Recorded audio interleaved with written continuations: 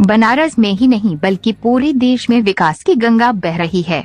आबकारी मंत्री स्वतंत्र प्रभार नितिन अग्रवाल रिपोर्ट। जमील अख्तर, वाराणसी। आज नदेसर स्थित होटल इंडिया में विभिन्न सामाजिक संगठनों, बौद्धिक वर्ग के लोगों की एक महत्वपूर्ण बैठक हुई।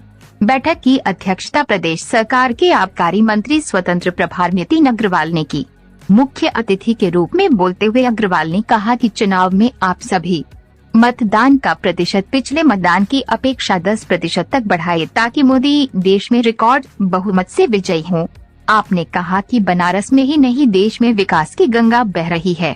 मोदी का संकल्प है इस बार 400 पार। जनता ही इस संकल्प को आगे बढ़ा रही है। पिछले 5 चरणों में हम बहुमत प्राप्त कर चुके हैं। अगले 2 चरणों में हम 400 के संकल्प को पूरा करेंगे। उन्होंने सभी से अपील किया कि वे अधिक से अधिक संख्या में वोट देने के लिए घर से बाहर निकलें और साथ ही साथ अपने पूरे परिवार को लेकर जाएं और मतदान करें। देखिए, कल 6वें चरण का चुनाव हो रहा है। 5 चरण के चुनाव हो चुके हैं। 400 पार के का नारा जो आदरणीय प्रधानमंत्री जी ने दिया था, और आपने देखा होगा कि इस बार जो चुनाव हो रहा है, पहले ये देखा जाता था कि दक्षिण भारत से बहुत अच्छा सपोर्ट भाजपा को नहीं मिलता था, लेकिन इस चुनाव में हमें ये देखने को मिल रहा है कि दक्षिण भारत हो, पूर्वी हो, पश्चिम हो या उत्तर हो, पूरे देश में आदरणीय मोदी जी के समर्थन में लोग निकले हैं। अच्छा समर्थन उनको मिल रहा है और शायद यही कारण है कि हम जब 400 पार की बात कर रहे हैं तो इस बार चुनाव में 370 हमने अपना लक्ष्य बनाया कि भाजपा जीते, और एनडीए के साथ मिलकर जो हमारा चुनाव लड़ रहे हैं, एनडीए 400 पार करके हम तीसरी बार पूर्ववर्ती की सरकार बने। सर, उत्तर प्रदेश में पहले राहुल गांधी और अखिलेश यादव की जोड़ी देखी जाती थी। अब प्रियंका गांधी और डिम्पल यादव की भी जोड़ी अब निकल रही है। कल यहाँ पर भी रोड शो है।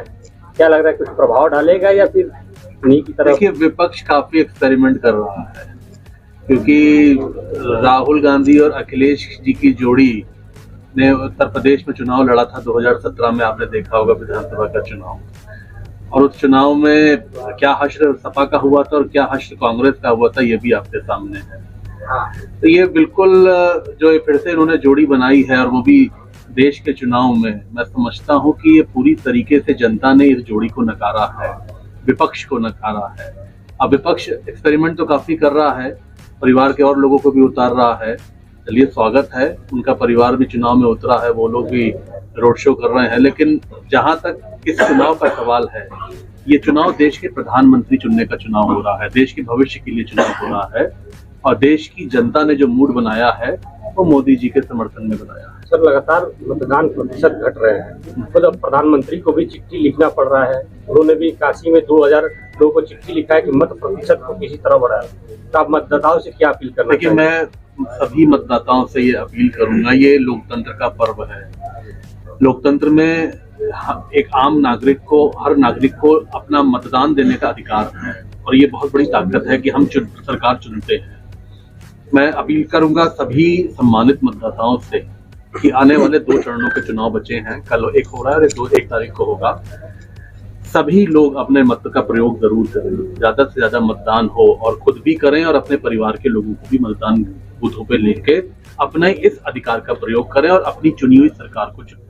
नितिन जी, 400 पार का नारा, 400 क्यों सांसद होना चाहिए? आप क्या 300 में क्या कमी है जो 400 चाहिए? नहीं, देखिए, कमी तो किसी भी 300 में भी कमी नहीं है, 400 में भी कमी नहीं है। क्यों चाहिए? हर देखिए, जब हम पिछली बार जब आपने 2019 में देखा था, तो आप अगर एनडीए का पूरा आंकड़ा देखेंगे तो वो आंकड़ा करीब 350 के करीब ऑलरेडी था।